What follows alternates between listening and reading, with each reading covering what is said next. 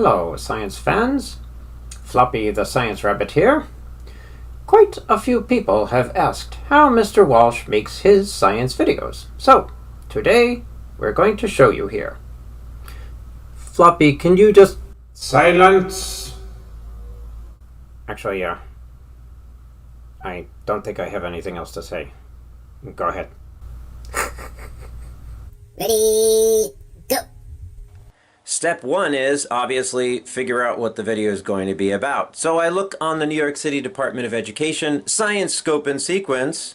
That means it tells me what time of year, what kinds of things I should be teaching about.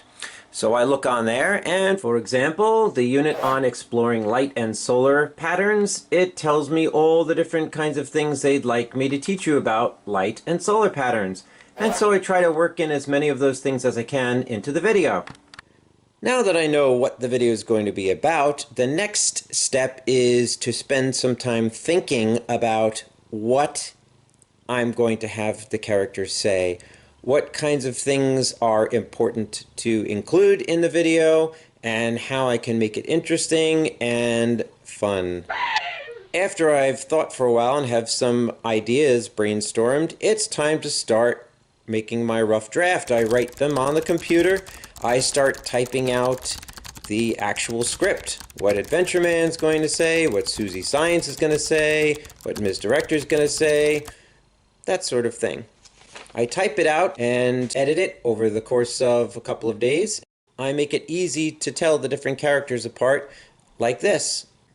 Adventure Man's lines are in blue, Susie Science's lines are in pink, and Ms. Director's lines are in green. If Philippe, the announcer, appears, he's in purple.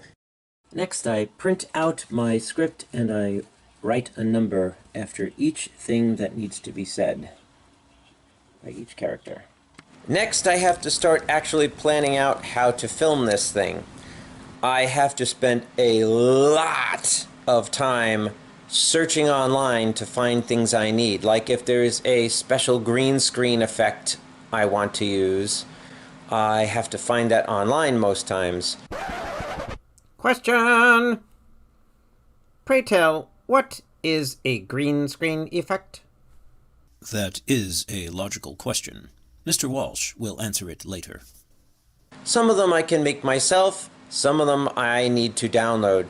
So for example, in the Structures of Organisms, the I video, Adventure Man turns around, he sees a unicorn there, which scares him. He runs and he's in a panic, so he smashes into the camera. So I used two green screen effects that were made by other people. One is the unicorn, and the other one is the cracked screen effect on the camera that he runs into. Or in the same video, there was a picture of cat's eyes that I used, or the picture of the cat looking at the mouse. That's actually many pictures put together. I had to draw those little black lines that show the cat looking at the mouse. Each of those is a separate picture that I had to make. After that, after I've downloaded all these elements, I have to stop each time and make sure I write down where I got it from, because I want to give people credit for their work. If somebody spent all that time making a green screen unicorn and they're nice enough to share it with people on the internet, then I want to give them credit and say, hey, this is where I got this cool unicorn from. Next, it is time for me to start filming what the characters are doing. Sometimes I make it easier for myself by having pictures that I keep in a file that I can reuse. Like if Adventure Man is talking to Susie Science, I use the same picture each time. And sometimes I need to just film a scene because it's too specific. Now all these scenes that I'm filming, I'm not going to use the audio from it, the sound. When I put that in my video software, I'm going to mute that. I have to record the voices separately. I'll tell you how, and I'll tell you why. Excuse me. What if you're making one of your music videos, though? Great question. If I'm recording one of my songs, I have a little mini studio set up in my music room. I have microphones that are connected to the computer, and I use software to record it. For example, here's the Heredity song. First, I recorded the banjo on track 1. Then I recorded the 6-string guitar on track 3, and I recorded the 12-string guitar on track 7. And of course, there is my voice on track 9. There's a gene for every trait. Heredity works that way. And this is what it sounds like when you play it all together. Interestingly enough, you can predict it pretty well. That's heredity. That's heredity. Thank you. Thank you very much. You're a wonderful audience. Thank you. Meanwhile, Talking about recording voices for Adventures in Science, I believe you were.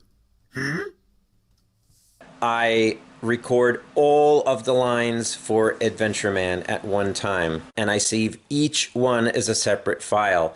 After I've done all of Adventure Man's lines for the entire video, I stop and I go back and I record all of Susie Science's lines.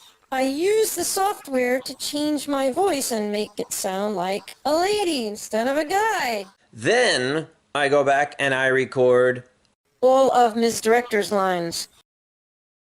Many times, Mr. Walsh has to make, build, draw, change, or create something for a specific scene in Adventures in Science. It takes a lot of time and a lot of creativity.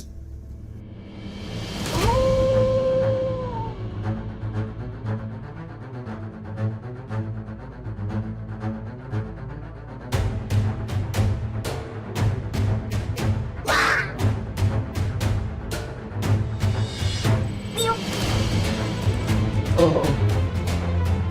Wow.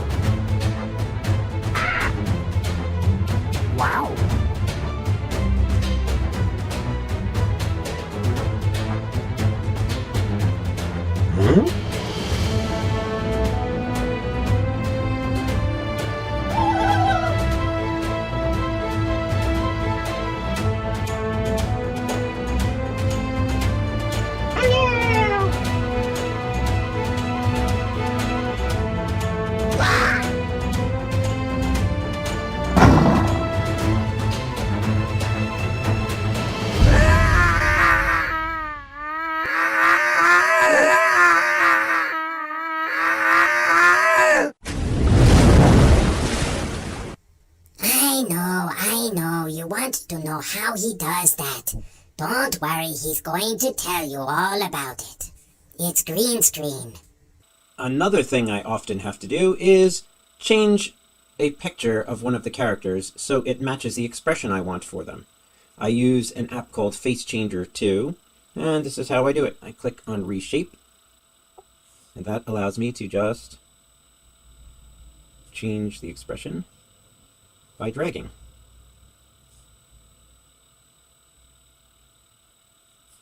There. I also use an app called My Talking Pet. Here's how this works. Let's use a picture of my cat, Holly.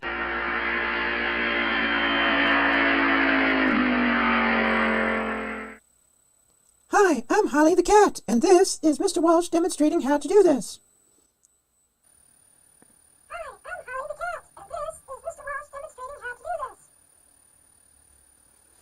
But are you ever going to tell them about the green screen? All right. It's finally time. He's going to show you how he does green screen. Ready, go! Let's use this photo from Mr. and Mrs. Walsh's wedding to show how green screen technology works. Let's say I want to pretend that Philippe, the announcer from Adventures in Science, was at our wedding. All I have to do is first put this photo in the software and then put a photo of Philippe on top of it with a green background. The photo of Philippe must have an entirely green background behind it. Why? Because once we put his picture on top of the other one, we can tell the software to get rid of the green. You can tell it Keep everything except the green. Take that away. When you tell the software to get rid of the green background, you're left with a picture of Philippe looking like he's photobombing at our wedding. How dare you? Wait, what? No, I didn't read. I've been framed. Downstairs in the basement in Mr. Walsh's house, we have a little room here that has workout equipment and is also my green screen room. One wall of this little workout room is covered with a green sheet.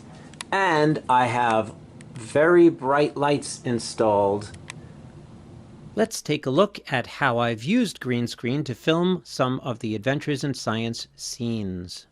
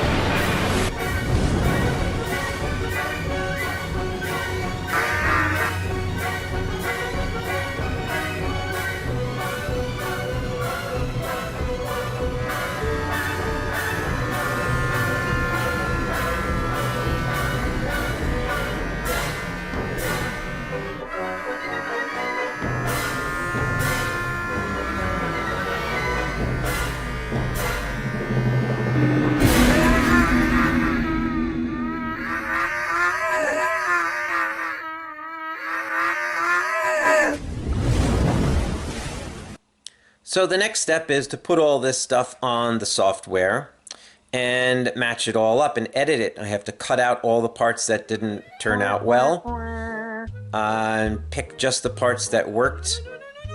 I have to cut and paste all the pieces of video together because when I film something, it doesn't just happen right the first time, I can tell you that. I have to usually do things over and over and over. I try to get Adventure Man the doll to stand up so I can film something, he falls over, or I film it and it just doesn't look right. There are all kinds of problems, so I usually end up with many different takes, as they call it, many different tries to get the scene I want. And I have to go through and cut out all the bad parts and just keep the parts that I want.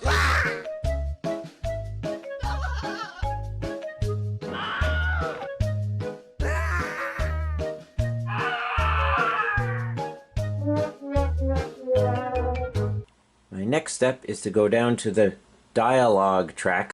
Dialogue means the things that people are saying.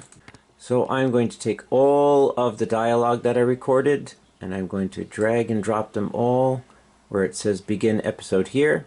Boom. So for now I just dropped all of the dialogue into the Adventure Man track. My next job is to listen to the audio track, everything that I recorded, and take out all of the extra space. When I record it, it always ends up that there's a little extra space at the beginning, at the end, and it can sound weird. It doesn't sound natural because one of the characters will say something to the other, and then there's this big pause before they answer, and it sounds weird. So I need to take all of that stuff out and just listen to the whole thing and make sure it sounds like a natural conversation. Here's an example of where there's a little bit too much space between what the two characters are saying. Forgot to pay the electric bill? Nope. Just a little hint. See, it's just a little weird how long it takes Susie Science to respond to him. So what I do is I go down here and I cut off the end of that recording. So what they're saying is a little closer. And forgot to pay the electric bill? Nope. Just a little That sounds better. So this takes a very, very, very long time, cutting out all of the extra space between all the things every character says. So my next job is to move each character's lines onto the right track. That's Susie Science talking, so that goes down here. Be dramatic. Thank you. That's Ms. Director, so that has to go down here. And again, the reason is I'm going to have to adjust the volume of each voice separately. Okay, that's been done. So all of Adventureman's lines are here. Susie Science, Ms. Director, and Philippe. Now I have to listen to it and try to make the volume even. Then, of course, I have to add all the many crazy sound effects and screams and the music. So all of these things have to be put together, and it takes a very, very, very long time to match them all up, make sure the timing is all perfect, and everything is loud enough to hear, etc., etc. Then there are any special effects that I need to make. I have to add those in. Then I have to add in any words, any text that's going to appear. Then I have to do my credits. Oh boy, it's so much work. Well, science fans, that just about sums it up. I probably left out hundreds of tiny little details that you don't need to know about, but take a lot of time. But I gave you pretty much all of the major parts of making one of my science videos. I thought it might be fun to end this video with a montage of some of the many things I've snuck into my science videos just to be creative and to include some of the people and things I care about. Pictures of family, pets, my home, trips I've been on, music references, and nerdy things I love like Star Wars, Star Trek, and other nerdy topics. So, enjoy, and have a jolly day.